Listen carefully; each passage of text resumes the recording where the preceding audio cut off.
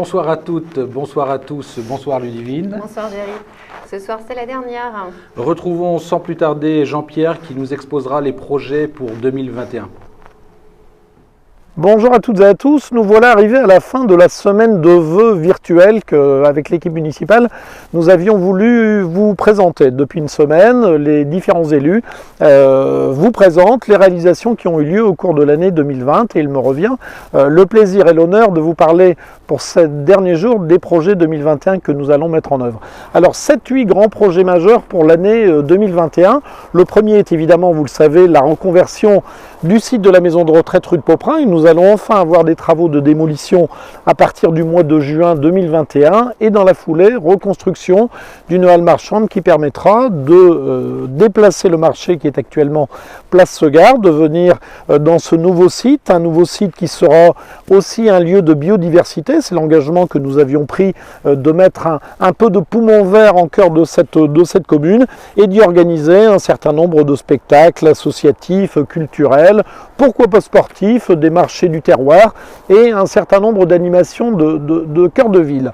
Le deuxième sujet sera le réaménagement du cadre de vie, la circulation, la place du vélo, la place du piéton, tout ce qui nous tracasse ou qui nous occupe au quotidien et que nous voulons améliorer avec votre participation. Il y aura le début d'une étude opérationnelle en 2021, il y aura des réunions publiques, des échanges pour que fin 2021 nous ayons une copie des travaux que nous mettrons en œuvre en 2022, 2023 et peut-être encore au-delà vu l'ampleur des travaux.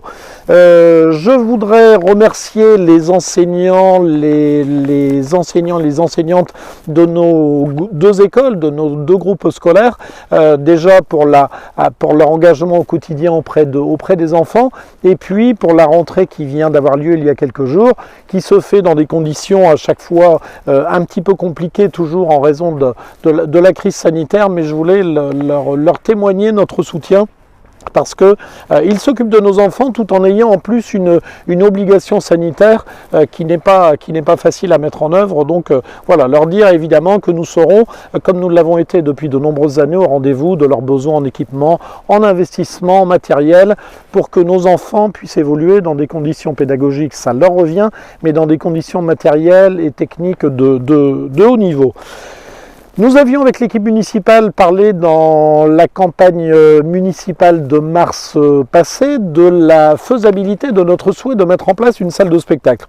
Nous nous rendons compte que créer un nouvel équipement qui aura un taux d'occupation, on va le dire, relativement modeste, n'est peut-être pas la meilleure idée. En revanche, nous avons envie et nous allons mener dès le printemps 2021 une étude de faisabilité sur la transformation de notre actuelle salle des fêtes. Nous avons une salle des fêtes qui, comme son nom l'indique, accueille des banquets, accueille des spectacles, accueille des manifestations associatives. Nous sommes convaincus qu'en la transformant, en l'aménageant, en y mettant probablement des fauteuils rétractables pour les soirées cinéma, les soirées danse, les soirées théâtre, eh bien nous pouvons faire d'une pierre deux coups, rénover cette salle des fêtes, l'agrandir, y faire de vraies cuisines, y refaire des loges tout à fait dignes et continuer à avoir un équipement à double vocation qui soit toujours fait pour les repas associatifs et qui puisse se transformer par des moyens techniques assez faciles en salle de spectacle. Cette étude aura donc lieu en 2021, là encore pour espérer avoir des travaux à partir de 2022. Nous allons, je m'y étais engagé, équiper nos bâtiments publics de caméras de vidéoprotection, ça c'est une obligation, et nous avons un petit peu de difficulté pour la mise en place de vidéoprotection sur l'ensemble de la ville, parce qu'avec les diminutions d'éclairage public que nous avons voulu il y a quelques mois, eh bien nous devons évidemment nous assurer qu'il n'y ait pas interaction négative entre l'absence de luminosité la nuit et la perception, la captation d'image pour protéger la population. Voilà, Alexis Bourrez et d'autres élus sont sur ce sujet-là et nous voulons fermement avoir pour fin 2021 ou au plus tard pour 2022 un ensemble de caméras de vidéoprotection qui permettent de sécuriser complètement la vie de notre commune. Nous allons, Alexis, je reviens sur Alexis Bourret, l'a dit récemment, nous allons entreprendre de nouveaux travaux au complexe sportif grâce au plan de relance du département du Nord Nous allons pouvoir faire ériger une tribune de 300 places d'ici le printemps, donc dans quelques mois.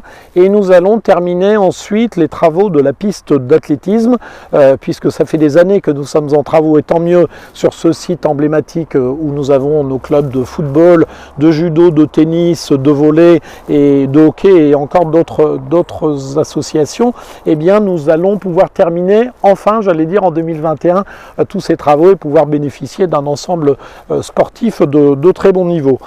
Nous avons voulu aussi, dans un souci d'efficacité, de protection environnementale, entreprendre une modification de notre éclairage public. Ça veut dire que nous allons aussi, pendant les années qui viennent, changer la totalité de notre éclairage public par des lampes LED à moindre consommation, à moindre pollution climatique, énergétique, à coût économique, qui sont peut-être un peu plus chers en investissement, mais qui après nous génèrent des économies. Et donc l'année 2021 va être le début de cette phase qui va s'étaler sur quelques années de notre changement d'éclairage public. De quoi pourrais-je encore vous parler? Projet de nouveau lotissement. Vous savez que dans le PLUI, nous avons 3 zones de lotissement prévues. Une zone de 3 hectares chemin des Cendres, une zone de 8 hectares route Odon-Scott et une zone de 3 hectares et demi en face du collège Saint-Exupéry. Nous espérons que dès le printemps 2021, avec la CCFI, nous ayons un opérateur pour entreprendre la réalisation d'un premier lotissement en face du collège Saint-Exupéry qui devrait voir arriver une 80 logements nouveaux, dont 40% de logements locatifs. C'est la première phase de notre envie, puisque je l'ai dit récemment dans la presse. Nous avons les capacités d'accueillir, alors ça n'est pas une course à la surpopulation, mais nous pouvons largement accueillir grâce à nos écoles, grâce à nos équipements, grâce à nos commerçants que je salue à nouveau, accueillir une population d'environ 5000 habitants d'ici 10 ans. Eh bien, c'est la faisabilité, l'opérationnalité de ces 3 opérations de lotissement qui vont nous permettre d'accroître sensiblement la population de Stanford, encore une fois dans l'ambiance conviviale et festive que nous aimons. Je vous ai parlé à peu près de tout. Il me reste évidemment à vous re-souhaiter une année 2021 placée sous les meilleurs signes possibles de santé. Vous savez que nous sommes encore et toujours en attente des vaccins. J'espère que les pouvoirs publics vont nous en doter toutes et tous dans les quelques mois qui viennent pour lever le spectre de cette menace sanitaire. Ce qui est sûr, c'est que nous avons besoin de beaucoup de solidarité avec le monde médical, avec notre résidence du Closter Melaine. Nous avons besoin de nous serrer les coudes.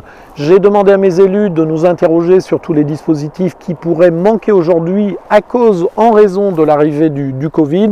Nous voulons, dans le quotidien, dans votre quotidien, être à votre écoute, au rendez-vous de vos attentes nouvelles.